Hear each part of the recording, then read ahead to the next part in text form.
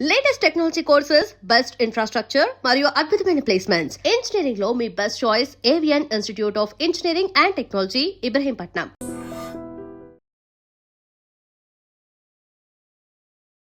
Hello everyone, welcome to I dream career path.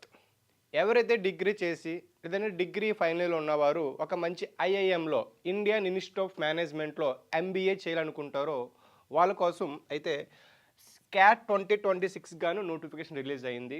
ఈ వీడియోలో మనం ఈ క్యాట్ నోటిఫికేషన్ యొక్క ఇంపార్టెంట్ డేస్ ఏంటి, ఎవరు దీనికి ఎలిజిబిలిటీ, ఒకవేళ ఈ కోర్స్ కంప్లీట్ చేసిన తర్వాత వచ్చే మంచి కెరీర్ ఆపర్చునిటీస్ ఏంటి, ఇంకా మరీ ముఖ్యంగా ఎగ్జామ్ ప్రాసెస్ ఏ విధంగా ఉంటుంది, సిలబస్ ఏంటి, ఏ టాప్ ఇన్స్టిట్యూట్స్ అనేవి మనం ఈ వీడియోలో పూర్తిగా చూద్దాం. సో ఫస్ట్గా ఇంపార్టెంట్ డేస్, మనకి నోటిఫికేషన్ అయితే రిలీజ్ అయింది. అయితే దీనికి అడ్మిషన్ ప్రాసెస్ అంటే అప్లికేషన్ ప్రాసెస్ ఆగస్ట్ 3 నుంచి అంటే మండే నుంచి స్టార్ట్ అవుతుంది. ఇక క్యాట్ రిజిస్ట్రేషన్ ఎండ్స్ అంటే ఎప్పుడు ఎండ్ అవుతుంది అంటే last date September 15th. Starting వచ్చేసి ఆగస్ట్ 3గా స్టార్ట్ అవుతుంది. ఇక ఎండింగ్ వచ్చేసరికి సెప్టెంబర్ 15కి లాస్ట్ డేట్. ఓకే, ఇక ఎప్పుడు మనకి అడ్మిట్ కార్డ్స్ రిలీజ్ అవుతాయి అంటే నవంబర్ 4కి మనకి అడ్మిట్ కార్డ్స్ అనేవి రిలీజ్ అవుతాయి. ఇక టెస్ట్ ఎప్పుడు ఎగ్జామ్ ఉంటుందంటే నవంబర్ 29కి అయితే మనకి ఎగ్జామ్ ఉంటుంది. గుర్తుపెట్టుకోండి, ఎవరైతే దీనికి అప్లై చేసుకోవాలనుకుంటున్నారో ఈ ఇంపార్టెంట్ న్యూస్ గుర్తుపెట్టుకోండి. ఆగస్ట్ 3న అప్లికేషన్ ప్రాసెస్ స్టార్ట్ అవుతుంది. 15కి సెప్టెంబర్ 15కి last date. Admit cards November 4కి వస్తే నవంబర్ 29కి మనకి ఎగ్జామ్ అయితే ఉంటుంది. అసలు వాట్ ఈస్ ద క్యాట్, అసలు క్యాట్ అంటే ఏంటి, క్యాట్ రాస్తే వచ్చే బెనిఫిట్స్ ఏంటి, లేదంటే కెరీర్ ఆపర్చునిటీస్ ఏ విధంగా ఉంటాయి. అసలు క్యాట్ అంటే కామన్ అడ్మిషన్ టెస్ట్. ఎవరైతే ఇండియన్ ఇన్స్టిట్యూట్ ఆఫ్ మేనేజ్మెంట్ ఐఐఎమ్స్లో ఎంబీఏ కోర్స్ అవ్వచ్చు, మాస్టర్ ఆఫ్ బిజినెస్ అడ్మినిస్ట్రేషన్, అదేవిధంగా PGDM post graduate diploma in management, ఈ ఫీల్డ్లో ఎవరైతే ఒక మాస్టర్స్ పీజీ చేయాలనుకుంటారో వాళ్ళ కోసం మన ఇండియాలో ఉన్నటువంటి ఐఐఎంఎస్లు ఈ ఇన్స్టిట్యూట్స్ క్యాట్ అనే ఎగ్జామ్ని కండక్ట్ చేస్తాయి. ఈ క్యాట్ మనం క్వాలిఫై అవుతే ఈ టాప్ ఇన్స్టిట్యూట్లో మనకి అడ్మిషన్ అయితే వస్తుంది ఎంబీఏ లేదంటే పీజీడిఎం చేయడానికి. అయితే దీనికి ఎవరు అర్హులు, హూ కెన్ అప్లై అంటే ఎవరైతే BTech, BSc, BCom, BA, BBA graduation ఓవరాల్గా ఎవరైతే డిగ్రీ పూర్తి చేస్తున్నారో వాళ్ళు దీనికి అప్లై చేసుకోవచ్చు. అదేవిధంగా ఈ బీఎస్సీ, బీటెక్, బీకామ్, బీఏ, బీబీఏలో ఫైనల్ ఇయర్ స్టూడెంట్స్ ఎవరైతే ఫైనల్ ఇయర్ చదువుతున్నారో వాళ్ళు కూడా దీనికి అప్లై చేసుకోవచ్చు. అయితే ఎవరైతే ఫైనల్ ఇయర్ చదువుతున్నారో వాళ్ళు తప్పనిసరిగా నేను ఫైనల్ ఇయర్ చదువుతున్నాను అన్నట్టుగా ఒక ప్రూఫ్ సర్టిఫికేట్ని అప్లోడ్ చేయవలసి ఉంటుంది. ఇక అసలు క్యాట్ లేదంటే క్యాట్ ఎగ్జామ్ రాసి మనం ఎంబీఏ చేసిన వాళ్ళు అసలు why should write CAT, CAT ఎందుకు ఎగ్జామ్ రాయాలి, నార్మల్ డిగ్రీ కాలేజ్ ఎందుకు ఎంబీఏ చేయకూడదు, అదేవిధంగా నార్మల్ ఎంబీఏ చేస్తే వచ్చే కెరీర్ ఆపర్చునిటీస్ ఏంటి, ఐఐఎమ్స్లో ఎంబీఏ చేస్తే ఎటువంటి కెరీర్ ఆపర్చునిటీస్ ఉంటాయి, శాలరీ ఏ విధంగా ఉంటుంది, డిఫరెన్స్ ఏంటి మనం చూసుకున్నట్లయితే ఇక ఫర్ సపోజ్ మనకి ఎఫ్ఎంఎస్ ఢిల్లీ అవ్వచ్చు, లేదంటే తప్మి అంటే కొన్ని ఇన్స్టిట్యూట్స్ మనకి ఓవరాల్ ఇండియా ఓవరాల్గా ఉన్నాయి ఐఐఎంఎస్లో. అందులో మనకి టాప్ మోస్ట్ ఐఐఎమ్స్లో చేసినట్లయితే మార్కెటింగ్ మేనేజర్ అవ్వచ్చు, ఫైనాన్షియల్ మేనేజర్, అదేవిధంగా బిజినెస్ అనాలిసిస్ట్, ఇక హెచ్ఆర్ మేనేజ్మెంట్ లేదంటే ఆపరేషనల్ మేనేజ్మెంట్, ఈ ఫీల్డ్లో ఓవరాల్గా ఫైనాన్స్ అండ్ బిజినెస్ సెక్టర్లో మార్కెటింగ్ సెక్టర్లో టాప్ మోస్ట్ కంపెనీస్లో మంచి జాబ్ ఆపర్చునిటీస్ వచ్చే అవకాశాలు ఉన్నాయి.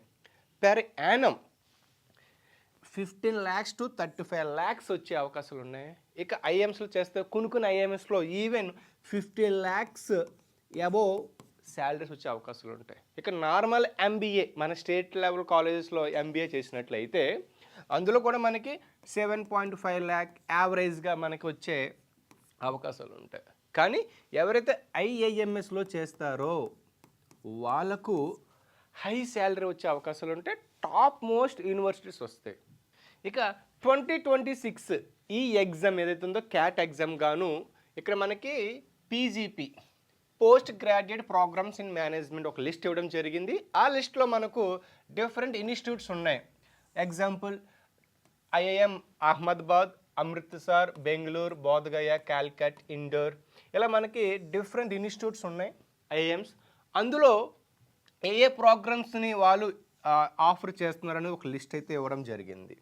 మీరు ఈ ఒక స్క్రీన్ షాట్ తీసుకోవచ్చు, లేదా దీనికి సంబంధించిన ఫుల్ పీడిఎఫ్ని మన వీడియో కింద డిస్క్రిప్షన్లో ఇవ్వడం జరుగుతుంది. ఆ పీడిఎఫ్ని మీరు డౌన్లోడ్ చేసుకుని చూడొచ్చు. ఇందాక చూసినట్టుగా అది పీజీ కోర్సెస్.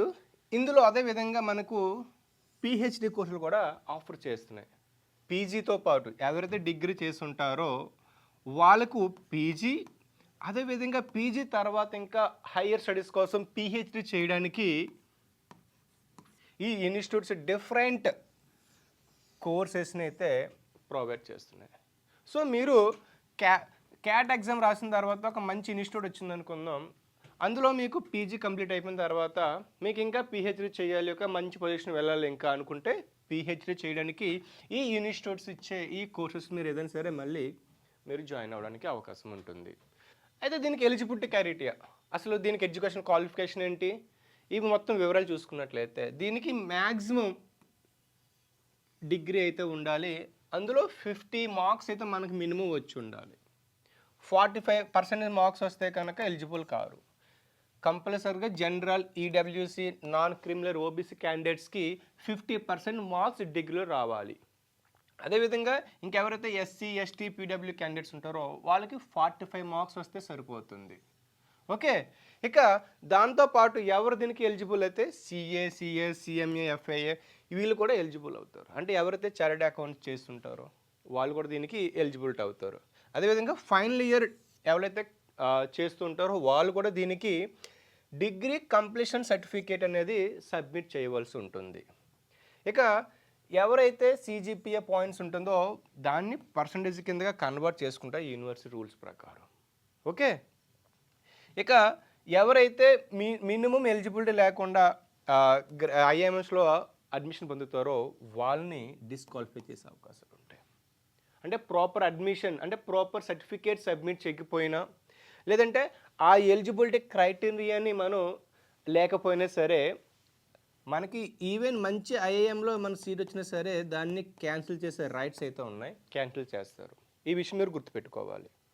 ఇక ఫైనల్గా మీరు గుర్తుపెట్టుకోవాల్సింది active email ID and mobile number మీతో పాటు ఉంచాలి. ఎందుకంటే మనకి అప్డేట్స్ కోసం ఈ email ID and mobile number తప్పనిసరిగా ఉండాలి. ఇక ఈ క్యాట్ ఎగ్జామ్లో రిజర్వేషన్ అనే ఆప్షన్ కూడా ఉంది. అంటే ఓవరాల్గా 100% సీట్స్ ఉన్నాయనుకుంటే అందులో ఎస్సీ వాళ్ళకి 15% ఉంటుంది, ఎస్టీ వాళ్ళకి, ఎస్టీ క్యాండిడేట్స్కి 7.5, ఓబీసీ నాన్ క్రీమ్ లేయర్ క్యాండిడేట్స్కి 27, ఇక ఈడబ్ల్యూసి ఎకనామికల్ వీకర్ సెక్షన్స్ వాళ్ళకి 10, పీడబ్ల్యూ క్యాండిడేట్స్కి 5% అయితే మనకి ఉంటుంది. ఇక పీడబ్ల్యూడి ఎలిజిబిలిటీ ఎవరైతే డిజబిలిటీ పీపుల్ ఉంటారో వాళ్ళకి బెంచ్ మార్క్ డిజబిలిటీ అనేది ఉంటుంది మనకి. అంటే కంపల్సరీ సర్టిఫికేట్లో 40% అబోవ్ ఉంటేనే ఇస్తారు.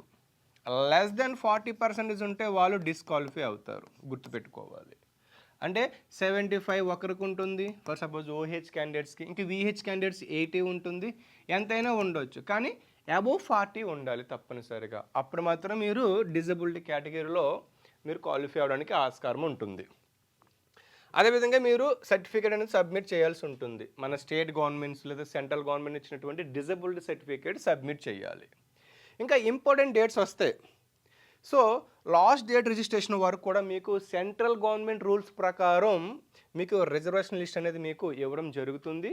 అందులో మీరు ఒకసారి చూసుకున్నట్లయితే మీకు ఎవరెవరు ఏ రిజర్వేషన్కి మీరు ఎలిజిబుల్ అవుతున్నారు అనేది మీకు క్లియర్గా అర్థమవుతుంది. ఇక నెక్స్ట్ నాన్ క్రిమినల్ ఓబీసీ క్యాండిడేట్స్కి, ఈడబ్ల్యూఎస్ క్యాండిడేట్స్కి సర్టిఫికేషన్ గైడ్లైన్స్ ఇవ్వడం జరిగింది తప్పనిసరిగా. అందులో ఏంటంటే వీళ్ళు తప్పనిసరిగా ఆఫ్టర్ April 1 తర్వాత ఒక సర్టిఫికేట్ అయితే ఇష్యూ చేసి ఉండాలి. గుర్తుపెట్టుకోండి, April 1, 2026 తర్వాత ఇష్యూ చేసినటువంటి సర్టిఫికేట్స్ ఉండాలి. బిఫోర్ ఏప్రిల్ అంటే ఏప్రిల్ 1 ముందు ఉన్నటువంటి సర్టిఫికేట్స్ వ్యాలిడేట్ చెయ్యరు. ఆఫ్టర్ ఏప్రిల్ 1 ఉన్న సర్టిఫికేట్స్ మాత్రమే వ్యాలిడేట్ చేస్తారు. ఇక ఈడబ్ల్యూఎస్ క్యాండిడేట్స్ అదేవిధంగా 2026, 2027 యాన్యువల్ ఫైనాన్షియల్ యాన్యువల్ ఏదైతే మనకి 25-26 రిపోర్ట్ ఉందో దాని ప్రకారం మనకి సర్టిఫికేట్ వచ్చి ఉండాలి. అంటే ఫైనాన్షియల్ ఇయర్ ఏదైతే మనకు 25-26 ఉందో దానికి తగ్గట్టుగా 26-27 గాను సర్టిఫికేట్ వ్యాలిడ్ చేస్తారు. అదే కాకుండా మీరు 26 అదే ఉంది, సో 25-26 సర్టిఫికేట్ ఉంటే దీన్ని వ్యాలిడేట్ చేయరు. తప్పనిసరిగా 26-27 ఇయర్ సర్టిఫికేట్ మీ దగ్గర ఉండాలి. ఓకే, ఇక మనకి ఇంపార్టెంట్ డేట్స్ ఇంకేమని చూసుకుంటే, మీరు వన్స్ అప్లై చేసిన తర్వాత మీరు ఎటువంటి కేటగిరీని చేంజ్ చేయడానికి అవకాశం లేదు. ఫర్ సపోజ్ మీరు బై మిస్టేక్గా ఓబీసీ పెట్టారంటే, కానీ మీరు ఎస్సీ అయ్యి ఉండొచ్చు. ఓకే, మీరు ఎస్సీ అయ్యి ఉండొచ్చు, మీరు ఓబీసీ పెట్టారంటే దీన్ని కరెక్షన్ చేయడానికి ఛాన్స్ లేదు. అందుకని మీరు అప్లై చేసేటప్పుడే ప్రతి కాలం కూడా చాలా జాగ్రత్తగా మీరు ఫిల్ చేయవలసి ఉంటుంది. ఇక రిజిస్ట్రేషన్ ఫీజు అనేది మీరు ఫర్ సపోజ్ ఐఐఎమ్స్ ఏదైతే ఉన్నాయో మీరు ఒక 10 ఐఐఎంఎస్కి అప్లై చేయొచ్చు, కానీ ఒకటే రిజిస్ట్రేషన్ ఫీజు ఉంటుంది. అది ఎస్సీ ఎస్టీ పీడబ్ల్యూ క్యాండిడేట్స్కి అయితే 1350, ఇక general EWC OBC and others వాళ్ళకి అయితే 2700 ఉంటుంది. ఓకే, అయితే ఒక్కసారి మాత్రం మీరు పే చేయవలసి ఉంటుంది. అంటే మీరు ఎన్ని ఇన్స్టిట్యూషన్ అప్లై చేసుకోవచ్చు, కానీ వన్ టైం ఓన్లీ పే చేయవలసి ఉంటుంది. ఇక ఎవరైతే ఎస్సీ ఎస్టీ పీడబ్ల్యూ క్యాండిడేట్స్ ఉంటారో వాళ్ళు తప్పనిసరిగా కేటగిరీ సర్టిఫికేట్ని అప్లోడ్ చేయాలి. అప్లోడ్ చేస్తేనే మీకు ఇది రిలాక్సేషన్ అనేది ఉంటుంది. ఓకే, తప్పనిసరిగా పీడబ్ల్యూ అయితే పీడబ్ల్యూ సర్టిఫికేట్, ఎస్సీ ఎస్టీలో అయితే వాళ్ళ కమ్యూనిటీ కేటగిరీ సర్టిఫికేట్ని అప్లోడ్ చేయాలి. వన్స్ పే చేసిన తర్వాత ఈ ఫీజు అనేది నాన్ రిఫండబుల్, తిరిగి మనకి ఇవ్వరు. చాలా జాగ్రత్తగా మీరు ఫిల్ చేయవలసి ఉంటుంది.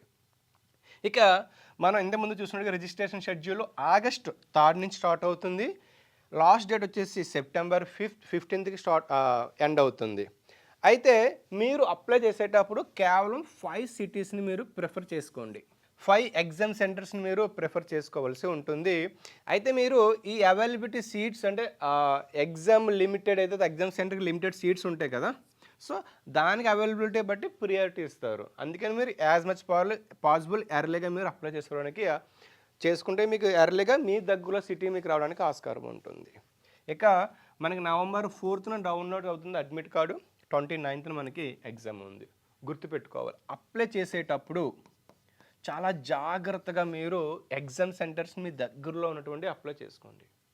దీనికి సంబంధించిన ఫుల్ డీటెయిల్స్ పీడిఎఫ్ రూపంలో కింద మీకు ఇవ్వడం జరిగింది. ఆ పీడిఎఫ్ ఒకసారి డౌన్లోడ్ చేసుకొని చూడండి. ఇక సెంటర్స్ ఆఫ్ ఎగ్జామ్ సెంటర్స్ ఓవరాల్గా 170 అయితే మనకు ఉన్నాయి. మన బోత్ ఏపీ అండ్ తెలంగాణలో కూడా మనకి హైదరాబాద్, విజయవాడ, విశాఖపట్నం ఇటువంటి మనకి మేజర్ సిటీస్ అయితే ఉంటాయి.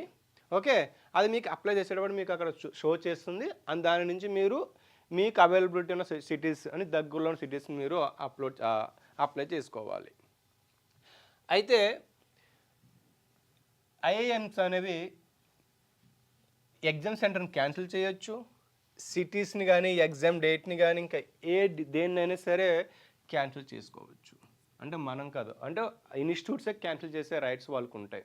సో కాబట్టి మీరు చాలా జాగ్రత్తగా మీరు అబ్జర్వ్ చేస్తూ ఉండండి. అందుకని ఈ అప్డేట్స్ మీకు రావాలంటే ఎగ్జామ్ క్యాన్సిల్ అయిందా లేదా, లేదంటే పోస్ట్పోన్ అయిందా లేదా అనడానికి యాక్టివ్ మొబైల్ నెంబర్, అదేవిధంగా మీ ఈమెయిల్ అనేది మీకు యాక్టివ్ ఉన్నది ఇస్తే మీకు అప్డేట్స్ వస్తుంటాయి. అయితే ఇక ఎగ్జామ్ రాస్తారు, రిజల్ట్స్ వస్తాయి కదా, మరి ఆ రిజల్ట్స్ మీకు ఎప్పుడు వస్తాయంటే ఎక్స్పెక్టెడ్ డేట్ ప్రకారం జనవరి 1st వీక్లో మీకు రావడానికి ఛాన్సెస్ ఉన్నాయి. ఇక స్కోర్ కార్డ్స్ అనేది మీకు ఎప్పుడు అవైలబిలిటీ ఉంటాయంటే అఫీషియల్ వెబ్సైట్లో మనకి అవైలబిలిటీ ఉంటాయి. ఈవెన్ మీకు ఎస్ఎంఎస్ ద్వారా కూడా మీకు రావచ్చు. ఇక స్కోర్ కార్డ్ అనేది మీకు డిసెంబర్ 2027 31st వరకు అవైలబిలిటీ ఉంటుంది. ఆ తర్వాత ఇవి మీకు కనిపించవు అనమాట వెబ్సైట్లో. గుర్తుపెట్టుకోవాలి, ఈ డేట్స్ మీరు గుర్తుపెట్టుకొని దీనికి అనుగుణంగా సో మీరు అప్డేట్గా ఉండండి. ఓకే, అయితే అసలు అడ్మిషన్ ప్రాసెస్ ఏ విధంగా జరుగుతుంది? ఎగ్జామ్ రాస్తాం, మంచి స్కోర్ వస్తుంది, క్వాలిఫై అవుతాం. మరి ఏ విధంగా సెలక్షన్ ప్రాసెస్ ఉంటుంది అని చూస్తే, ఫస్ట్ ఐఐఎమ్స్ ఏదైతే ఉందో ఒక IIM institute own admission criteria and selection process. అంటే అన్ని ఐఐఎమ్స్కి ఒకే విధమైన సెలక్షన్ ప్రాసెస్, అడ్మిషన్ ప్రాసెస్ ఉండదు, డిఫరెంట్గా ఉంటుంది. విశాఖపట్నంకి ఒకలాగా ఉంటుంది, జమ్మూ కాశ్మీర్కి ఒకలాగా ఉంటుంది. ఓకే, అలాగ ఉంటుంది, డిఫరెంట్గా ఉంటుంది. అదేవిధంగా selection is based on cat score and academic performance and work experience. For suppose మీరు డిగ్రీలో మంచి స్కోర్ చేశారు, మంచి పెర్ఫార్మెన్స్ ఉంది, ఈవెన్ మీకు ఎక్స్పీరియన్స్ ఉంది, అదేవిధంగా మీకు క్యాట్లో మంచి స్కోర్ వచ్చిందనుకో మీరు టాప్లో ఉంటారు. మీకు ఎక్స్పీరియన్స్ లేదు కానీ క్యాట్లో మంచి స్కోర్ వచ్చింది, అకాడమిక్లో మంచి పెర్ఫార్మెన్స్ ఉందనుకో మీకు, మిమ్మల్ని మీ సెలక్షన్ అనేది మీకు జరుగుతుంటుంది. అంటే కేవలం స్కోర్ ఒకటే ఇక్కడ మీకు కన్సిడర్ చేయరు. వీటితో పాటు మీ డిగ్రీలో మీ పెర్ఫార్మెన్స్, దీనితో పాటు మీ వర్క్ ఎక్స్పీరియన్స్ కూడా మిమ్మల్ని డిసైడ్ చేస్తాయి మంచి టాప్ ఇన్స్టిట్యూట్ రావడానికి. Okay, candidate should check the official websites of individual IIMs for detail admission policies. మీరు ఏ అయితే ఇన్స్టిట్యూట్లకు అప్లై చేశారో, ఏ ఐఎమ్స్కి అప్లై చేశారో ఆ వెబ్సైట్స్ని మీరు రెగ్యులర్ చెక్ చేయండి. అడ్మిషన్ ప్రాసెస్ ఏంటి, అప్డేట్స్ ఏంటి అనేవి అప్పుడు మీకు తెలుస్తుంది. మీరు విశాఖపట్నం అప్లై చేశారు, for suppose Jammu Kashmir apply చేశారు, ముంబై అప్లై చేశారు, బెంగళూరు అప్లై చేశారు అనుకోండి, అన్నింటికి అలాగ ఉంటుంది. కాబట్టి మీరు ఒకసారి చెక్ చేసుకోండి, అప్పుడు మీకు క్లారిటీ వస్తుంది.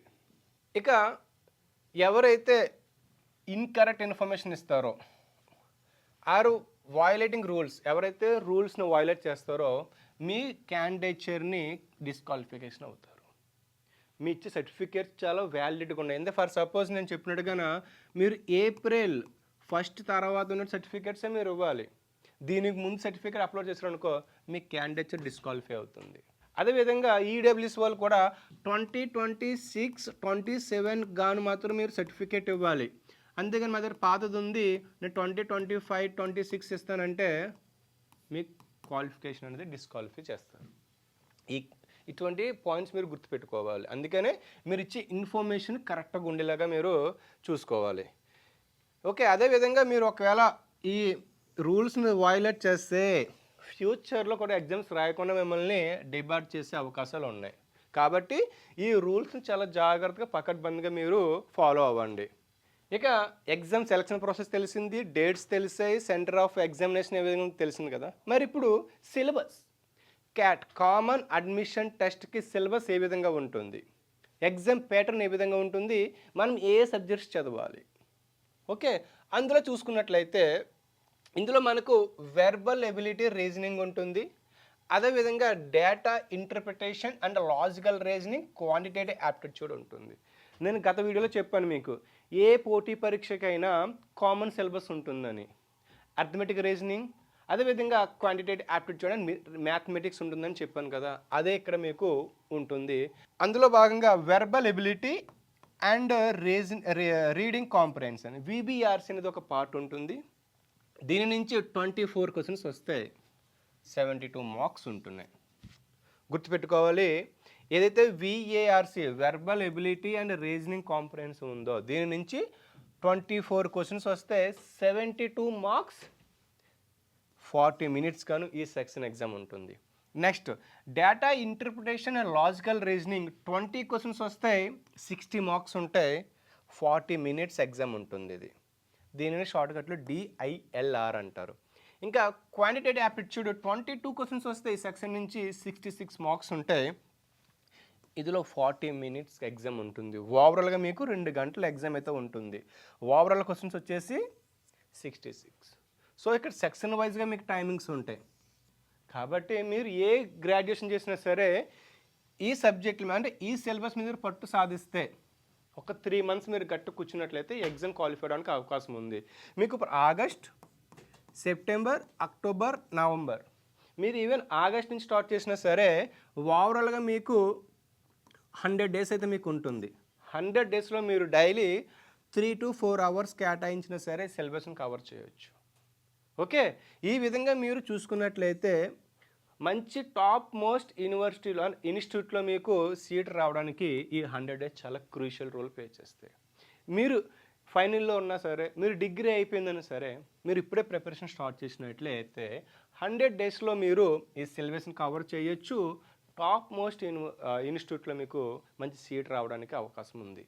అయితే ఇప్పుడు ఏదైతే మనకి వెర్బల్ ఎబిలిటీ అండ్ కాంప్రహెన్సివ్ ఉందో, ఇందులో గాను మనకు సబ్జెక్ట్ అంటే సిలబస్ ఏ విధంగా ఉంటుందంటే ఫిల్ ఇన్ ద బ్లాంక్స్ ఉంటాయి, verbal reasoning, sentence completion, grammar, syllogism, jumble paragraphs, parts of speech, okay, verbal logic, parajumbles, idioms and కంప్లీట్గా ఈ మనం ఏదైతే డిగ్రీ, ఇంటర్, 10th లెవెల్ చదువుకుంటామో అదే సిలబస్ ఇక్కడ ఉంటుంది, గుర్తుపెట్టుకోండి.